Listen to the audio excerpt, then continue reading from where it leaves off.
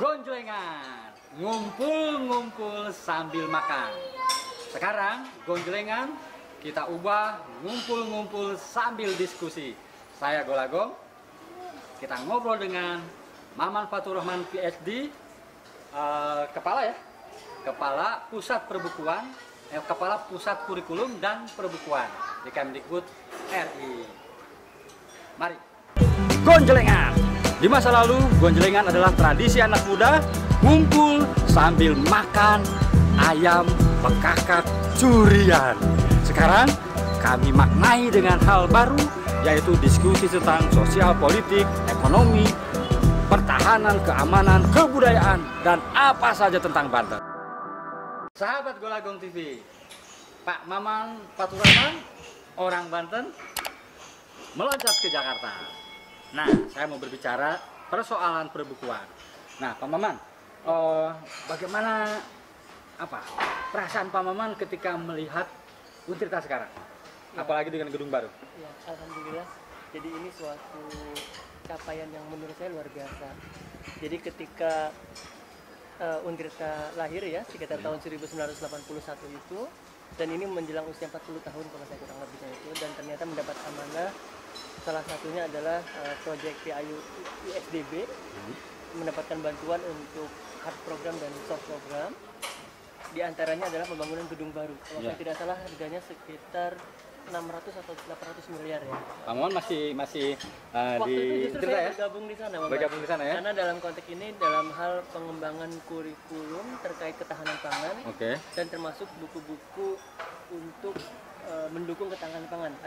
Ada buku teks utama di mata kuliah ketahanan pangan, dan kalau saya tidak salah sekitar 20 atau 30 buku pendamping gitu untuk ketahanan pangan. Jadi ini suatu hal yang menurut saya suatu capaian yang luar biasa bagi Untirta, dan apalagi kemarin belum lama diresmikan oleh Presiden Jokowi. Ya. Jadi itu Pak Maman hadir nggak? Kebetulan saya di luar kota, ada acara ya? Di Surabaya ada pernikahan adik gitu, jadi tidak bisa hadir di sana. Bisa menyaksikan dari luar bagaimana? Terharu? Iya, jadi suatu dari kebanggaan, medsos mungkin ya? Dari media sosial, dari televisi, dan dari berbagai tempat. Sujud syukur nggak di Surabaya? Ya, alhamdulillah. Alhamdulillah. Syukur gitu. Pak Maman waktu di Untirta menjabat apa? Saya sempat menjadi ketua jurusan di Ya. Pendidikan Matematika FKIP, kemudian koordinator pusat pengembangan kurikulum. Anak matematik ya? Iya. Termasuk juga sebelumnya kan dengan Kang Firman itu, saya direktur Untirta Press. Oh, oke. Jadi penggantinya dulu kan yang meninggal itu ya. Iya. Ya, kemudian jadi gini, saya pulang dari Australia itu 2014, selesai studi PhD di sana. Kemudian oleh Prof. Soleh pada saat itu, rektor Untirta, ditunjuk untuk mengelola Untirta Press. Tambahannya itu ya? Salah satu tugas tambahan begitu. Nah, sekarang Pak Maman ini melompat ke Jakarta sebagai Kepala Pusat Kurikulum Perbukuan. Bagaimana? Perbedaannya tentu ada perbedaan. Tapi kira-kira bagaimana cara visi misinya di sana di Jakarta? Ya, jadi satu hal yang pasti ya, kita semua sadar kurikulum kan sebetulnya core dari pendidikan, salah satu core dari pendidikan. Kemudian buku juga, bahkan buku itu kan suatu hal yang boleh dibilang suatu yang sangat esensial, hampir tidak mungkin ya, tidak hanya dalam pendidikan, tapi dalam konteks di luar pendidikan. Dan ketika saya melihat ke sana, ketika pertama masuk di sana, saya sangat sadar tentang arti pentingnya kurikulum dan buku. Yang pertama, karena memang kebetulan Mas Nadiem Makarim itu sekarang memang sedang istilahnya berupaya keras kemudian melakukan transformasi pendidikan. Salah satunya adalah di kurikulum. Nah, di sanalah kemudian peran dari Pusat Kurikulum dan Perbukuan menjadi sangat krusial untuk bagaimana bisa memberikan kurikulum yang lebih merdeka begitu, untuk masyarakat. Mereka karena belajar sesuai itu. dengan konteks mereka belajar. Termasuk relevansinya dengan PAUD, Dikdasmen, dan tentu saja nanti dengan perguruan tinggi. Kemudian buku juga tentunya menyertai kurikulum, karena ada undang-undangnya di sana, undang-undang terkait dengan buku dan kurikulum. Undang-undang perbukuan itu ya? Perbukuan, betul, undang-undang PP. Dan ternyata ketika dipelajari secara seksama terkait dengan undang-undang itu, memang banyak sekali amanah dari undang-undang yang itu Pusat Kurikulum dan Perbukuan perlu optimal di sana. Dan saya alhamdulillah melihat sepertinya peran teman-teman sekitar yang membantu di sana juga sangat support dan sangat aspiratif begitu.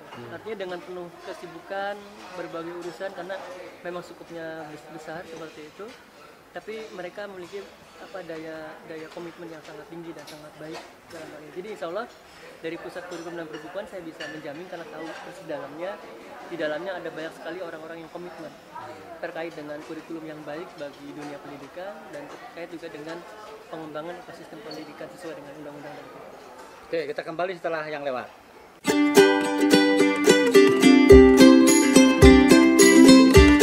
Ya, sahabat Golagong TV, Pusat Kurikulum dan Perbukuan bekerja sama dengan Untirta Press dan IKP Banten juga IKP Pusat menyelenggarakan sosialisasi Undang-Undang Sistem Perbukuan dan mendorong Perda Sistem Perbukuan di Banten. Nah, hari ini sejak kemarin ya tanggal 6 hingga 8 April kami pegiat literasi berkumpul di Royal Hotel Cilegon. Nah, Pak Maman, bagaimana acara sosialisasi sistem perbukuan ini? Iya, alhamdulillah. Jadi karena setelah hasil kajian, Ya. kan kami ada tim besar yang Ya. mengkaji itu. Ada undang-undang di tahun 2017, Ya. kemudian ada PP, PP. dan ternyata di dalam undang-undang dan PP itu ada tagihan. Ya, tagihan ya. Diatur lebih lanjut dalam peraturan menteri, Mhm. diatur lebih lanjut dalam peraturan gubernur, Ya. jadi perda dan seterusnya. Nah di sana ternyata begitu dilihat belum ada Iya, referensi. belum ada Jadi, satu pun ya. Betul, Iya. di provinsi lain juga belum ada ya. Perdanya belum direspon ya. harus dicek sepertinya lebih Ah. update-nya, tetapi sepanjang yang populer sepertinya belum. Oke. Jadi dalam hal ini karena itu tagihan dan harus ada, Ya. jadi bahasanya mungkin hutang konstitusi ya. Ya, hutang konstitusi, Jadi kita betul. mereferensi sesuatu yang itu belum ada. Jadi secara pemerintahan itu punya kewajiban untuk mengadakan. Optimis, Banten. Insya Allah. Jadi Oke. di tahun 2021 ini dari Pusat Kurikulum dan Perbukuan mempersiapkan ada 7 lokasi dari seluruh provinsi di Indonesia. Itu ada 7 lokasi Tahun ini tahun ini 2021 target ya. yang akan menjadi target untuk pertama sosialisasi, Sosialisasi karena dulu. khawatir tidak ada itu karena tidak tahu Ya. Itu pertama. Kemudian yang kedua juga untuk diskusi dan tentu saja mendorong istilahnya legislatif, eksekutif, termasuk juga tentu saja pelaku perbukuan ya. Yang Hari paham. pertama kemarin mereka familiar nggak? Masuk Alhamdulillah, udah dengar? alhamdulillah sudah, dan sudah beberapa sudah mengetahui. Sudah juga. mengetahui itu ya? Artinya ini sudah paham. Jadi dari kemarin kan alhamdulillah ada Pak Nawa ya, Ya, dari DPRD DPRD ya. Banten. Kemudian dari eksekutifnya ada ASDA, ada kemudian Mereka Wakil support? Kota. Mereka bisa dilihat nanti di itu mereka benar-benar mensupport dan berharap sebetulnya. Jadi tinggal masalah prosedur sebetulnya ini. Anggaran? Nggak Anggaran mungkin anggaran murni. anggaran nanti sebetulnya nanti bisa Perubahan. mungkin ada anggaran dari pusat dan mungkin anggaran dari daerah. Oh, oke. Yang kira itu masalah teknis ya. dan kegiatan. Tapi tahun ini mungkin tidak. Kalau peraturan itu kan pasti butuh waktu. Iya, butuh waktu ya. Jelas ada prosedur, tapi katanya ada sebuah perda yang kemarin yang bisa mempercepat. Jadi itu yang kemudian menjadi salah satu solusi untuk masuk. Manfaatnya apa untuk masyarakat Banten? Oke, pertama undang-undang. Stakeholdernya ya. Ya, jadi pertama undang-undang itu kan Oke. menjamin terhadap buku yang bermutu, yang kemudian terjangkau, dan tentu saja juga yang merata. Gitu. Nah, keberadaan buku kan secara ideal adalah indikator bagi peradaban kemajuan. Ya. Karena melalui buku kan berbagai pemikiran dan apapun ini kita bisa melihat peradaban yang maju kan salah satu yang kita bisa lihat secara real ya.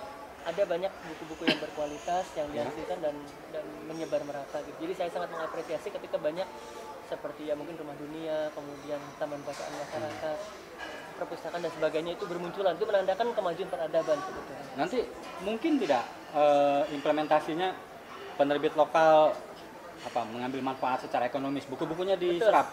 Karena Mungkin itu. sangat mungkin. Karena untuk bisa melakukan istilahnya pemberdayaan pelaku perbukuan itu kan perlu acuan atau referensi hukum. Terutama dalam hal ini kalau misalkan masuk dalam rencana jangka panjang atau jangka pendek dari suatu pemerintah daerah kan pasti referensinya hukum. Mana dasar hukumnya? Ya. Ketika kosong atau terlalu jauh gitu, itu kan relatif kurang praktis gitu. Artinya dalam hal ini dengan adanya itu maka sumber daya di pemerintahan, sumber daya di daerah bisa dioptimalkan karena ada dasar hukum. Pernah dengar rencana Hari Buku Nasional?